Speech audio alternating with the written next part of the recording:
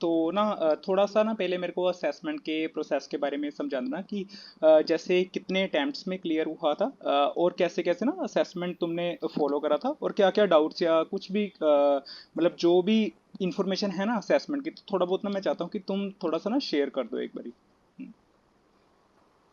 हाँ, sure. Assessment का वो 3 घंटे का असेसमेंट रहता है, तो वो मतलब अगर 3 घंटे में हम एक बारी कंप्लीट कर लें तो वो ज़्यादा अच्छा है, क्योंकि रुक-रुक के ना वो ज़्यादा कन्फ्यूज़न होता है। तो मैंने 3 घंटे एक बार ही कर लिया था। तो असेसमेंट में क्या है, थोड़ा नॉन मतलब बीपीओ रिलेटेड ही क्वेश्चन रहेगा, तो हमें उसका वो कॉन्फिडेंटली आंसर देना था। और हम्म मतलब हमें एकदम कॉन्फिडेंट रहना था, और अपनी फ्लुएंसी में थोड़ा यू नो हम्म हम्म हम्म हमें इम्प्रूव करना था, मतलब फ्लुएंसी पे थोड़ा ध्यान देना था। और मुझे इतनी डिफ़िकल्टी नहीं आई, क्योंकि आपके वीडियोज़ तो हम्म मुझे हाँ, उससे वो मुझे बहुत हेल्प मिला। तो हम्म असेसमेंट इतना भी टफ़ नहीं था। आई मीन हो जाएगा ऐसे।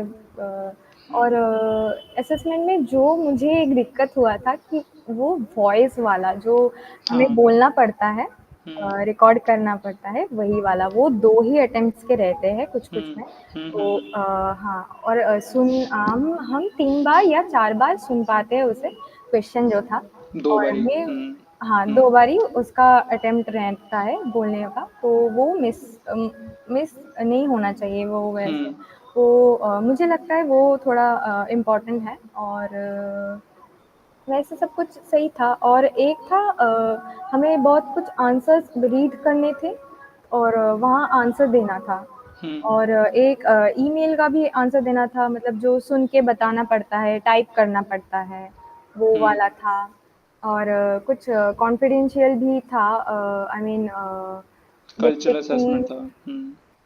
हाँ, जैसे कि हमें कुछ मतलब काम रहना है, हम इस सिचुएशन में क्या कर सकते हैं या हम्म क्या करेंगे, वैसा था। कुछ ऑप्शंस भी था, इसे एमसीक्यू टाइप का था, तो हमें हाँ। वो टिक करना था। हम्म। ठीक है। हम्म। अब असेसमेंट तुमने फर्स्ट अटेम्प्ट में क्लियर कर लिया था ना? हाँ, फर्स्ट अटेम्प्ट में क्लियर करी। ठीक है। मेरे को ना ये जानना है कि असेसमेंट के बाद कितने टाइम बाद इंटरव्यू मेल आई थी? मैंने इंटरव्यू का असेसमेंट दिया था ट्यूसडे को, और हाँ। मुझे मेल आया था उसके 2 दिन बाद, मतलब थर्सडे को ही मेल आ गया था ठीक है। कि आपका इंटरव्यू एचआर राउंड के लिए है। तो वो मेल आ गया था मुझे 2 दिन के बाद ही। ठीक है। अब ना मेरे को इंटरव्यू के ना थोड़े से क्वेश्चंस बता देना कि जैसे अपने तो तुम बताओगे बताओगे मेरे को, ठीक है। नॉर्मली अगर किसी भी कैंडिडेट से और भी कुछ क्वेश्चंस अगर पता हो ना, जैसे हम ब्रिज ज्वाइन करते हैं, तो थोड़े बहुत अगर कुछ और एचआर के क्वेश्चंस है वो बता सको तो मतलब काफ़ी हेल्पफुल हो सकता है, हाँ, तो हाँ, एक बारी श्योर। वो बताना मेरे को। मैंने एज़ अ फ्रेशर जॉइन किया है, तो मुझे जो एचआर ने क्वेश्चन किया था, वो है फर्स्ट तो इंट्रोड्यूसिंग योरसेल्फ, ये वाला फर्स्ट था। हम्म तो मैंने इंट्रोड्यूस किया खुद को। और उन्होंने ना मतलब रैंडम कोई भी एक टॉपिक दे देते थे, और उसके बारे में हमें 2 मिनट तक बोलने के लिए बोला था। हम्म और हाँ, तो मैंने बोला, तो 4-5 लाइन बोला, तब मैं अटक गई थी। ठीक है, तो उसके बाद वो इंटर जो एचआर थे, तो हम्म उन्होंने और एक टॉपिक दे दिया। तो हम्म मुझे जैसे पूछा था कि वुमेन एम्पावरमेंट के बारे में कुछ हम्म बताओ। तो मैंने 3-4 लाइन बोली, और मैं फिर अटक गई थी। तो हम्म उन्होंने फिर एक अलग टॉपिक दिया कि अपने सिटी के बारे में बताओ। ये क्वेश्चन थोड़ा ईज़ी था, तो मैंने बोल दिया कि हम्म मुझे सिटी में ये अच्छा लगता है, वो हम्म अच्छा लगता है। तो फिर अपने हॉबीज़ के बारे में भी पूछा था, तो मैंने हम्म वही बताया हॉबीज़ के बारे में। तो उसके बाद उन्होंने ये पूछा था कि क्यों आप ये जॉब रोल आपको पसंद आया? आप क्यों ठीक है। ये जॉब चॉइस किया हम्म। आपने? समझ गया। तो मैंने वही बताया। हम्म तो यही ऐसे कुछ सिंपल क्वेश्चंस थे।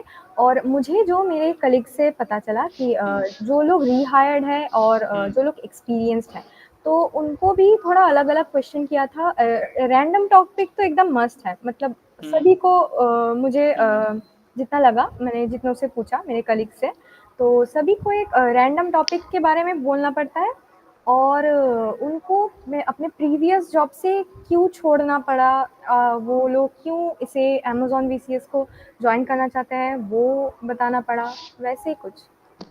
वो थोड़े एक्सपीरियंस वाले क्वेश्चंस हो जाते हाँ, हैं ना कि हाँ, हाँ। इफ़ कस्टमर इज एंग्री वगैरह तो कैसे हैंडल कर सकते हैं हम, वैसे वो हुँ, रहने दो, हम फ्रेशर वाला ही मोस्टली कर रहे हैं।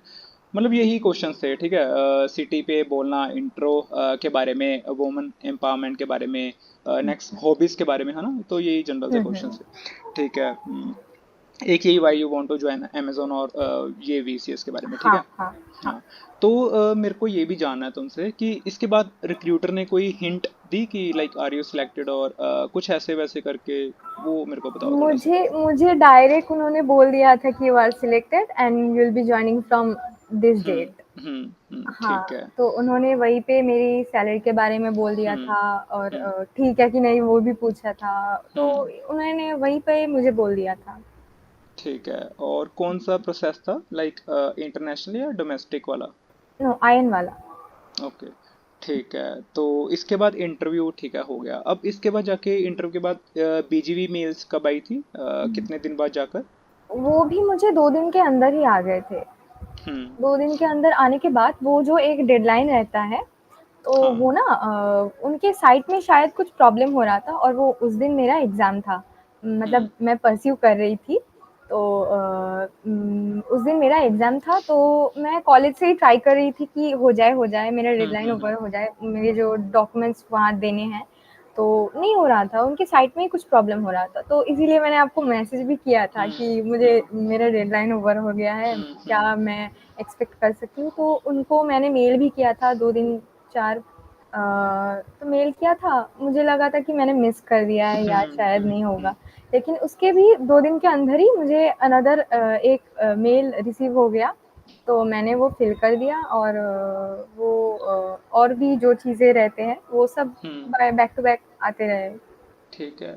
अब इसके बाद ना मेरे को ये बताना कि जैसे बीजीवी कंप्लीट हो गया, ठीक है, ये सारा बैकग्राउंड वेरिफिकेशन का प्रोसेस, उसके बाद कितने दिन बाद जाके आई थी बीजीवी के बाद? हाँ, हम्म बीजीवी के बाद करीब 4-5 दिन, ठीक है, 4-5 दिन के बाद 4-5 दिन, हाँ। ठीक है, किट आ गई थी। ठीक है, ठीक है, ऑलमोस्ट यही प्रोसेस है असेसमेंट का, तुमने काफ़ी अच्छे तरीके से बताया, लाइक इंटरव्यू के हुँ। बारे में भी। कुछ और क्वेश्चंस बता सकते हो इंटरव्यू के बारे में कि मतलब जैसे यही क्वेश्चंस हैं, कुछ और थोड़े बहुत कि क्या क्या तुम्हारे जो साथ वालों से पूछे थे? हाँ, मुझे जो लगा ना मेरे हम्म कलीग से मैं जो पूछी थी और मुझे भी जो लगा, हम्म वो एचआर क्या देखते हैं ना, वो कॉन्फिडेंस तो फर्स्ट ऑफ हाँ। ऑल देखते हैं और इंग्लिश में थोड़ा फ्लुएंसी भी देखते हैं। आपका हम्म एक्सेंट थोड़ा ठीक होना चाहिए और हिंदी जो बेसिकली हम आयन मार्केट से हैं, हाँ। तो हिंदी तो ऑब्वियस मस्ट है और हम्म इंग्लिश भी थोड़ा आना चाहिए, मतलब फ्लुएंसी रहना चाहिए, हम्म यही लगा और कॉन्फिडेंस तो मस्ट इम्पोर्टेंट। कॉन्फिडेंस मैटर करता है, क्योंकि मतलब हुँ, जितना मैंने देखा ना, अगर हम लाइक टॉपिक्स के बारे में गलत भी बताते हैं ना, बट अगर कॉन्फिडेंस से बता रहे हैं तो कॉन्फिडेंट, मतलब ये चीज़ें काफ़ी इंपॉर्टेंट हो जाती हैं, कभी कभी हाँ। ये चीज़ सेलेक्ट भी करवा देती है। तो ये है कि बस यही है, और तो मतलब और कुछ और हमने बताया नहीं। मैं एक चीज़ बताना चाहूँगी कि हम्म जो अपने हॉबीज़ के बारे में अगर एचआर पूछे तो वो हम्म मतलब सच ही बताना, क्योंकि आप अगर मतलब मेरा क्या हुआ था, हम लोगों का जो ब्रिज जॉइन करने को बोला था, हम्म तो वहाँ पे मैंने देखा कि आपके अदर वीडियोज़ पे हम्म फ्रेशर को अलग ब्रिज पे ले रहे हैं और एक्सपीरियंस को अलग ब्रिज पे ले रहे हैं। मेरे टाइम पे वो वैसा नहीं हुआ था, एक ही ब्रिज में थे हम, करीब 48 लोग। तो हम्म वहीं पे एक-एक करके मतलब one on one HR round हो रहा था। एक-एक करके बोल रहे थे कि इस ब्रिज पे आओ, तो वहीं वहीं पे हो गया था। तो हम्म मुझे लगता है कि वो हॉबीज़ के बारे में जब पूछेंगे, अगर आप नहीं बोल सकते कॉन्फिडेंटली तो वहीं पे एक वीक पॉइंट रह जाता है, समझ माइनस गया। हो जाता है। हम्म हुँ। वही बोलनी चाहिए कि जो एक्चुअल में हमारी हॉबीज हैं, है ना। हाँ।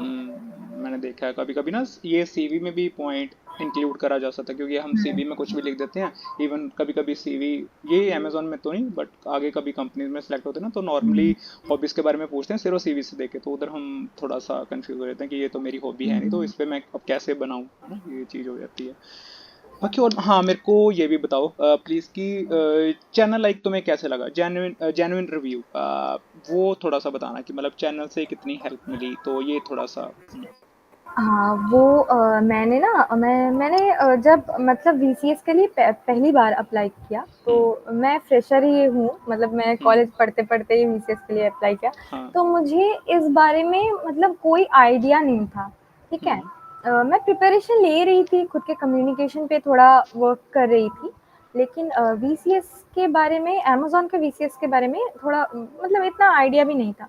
तो मैंने जब अप्लाई कर दिया, उसके बाद मैंने जब सर्च किया यूट्यूब पे, गूगल पे, तो आपका वीडियो ही पहले आया। हम्म। तो मैं वहीं से आपको फ़ॉलो कर रही हूँ, कि चैनल को फ़ॉलो कर रही हूँ, मतलब आपका जो पहला वीडियो आता है, मैं वहीं पे जाके देख हम्म। लेती थी कि कुछ न्यू हम्म। अपडेट्स आया है कि नहीं वीसीएस हम्म। के बारे में, अमेज़न के और कुछ के बारे में, इंटरव्यू के बारे में और हम्म। या असेसमेंट के बारे में।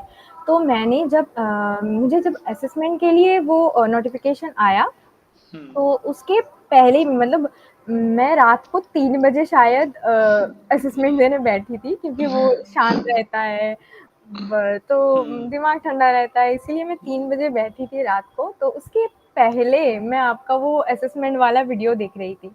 तो हाँ, बहुत कुछ मतलब सिमिलर था, वो जैसे हम्म। ईमेल वाला और हम्म। वो काम डाउन रहने वाला, वो कुछ हाँ। मल्टीपल चॉइस जो थे वो वाला। हम्म।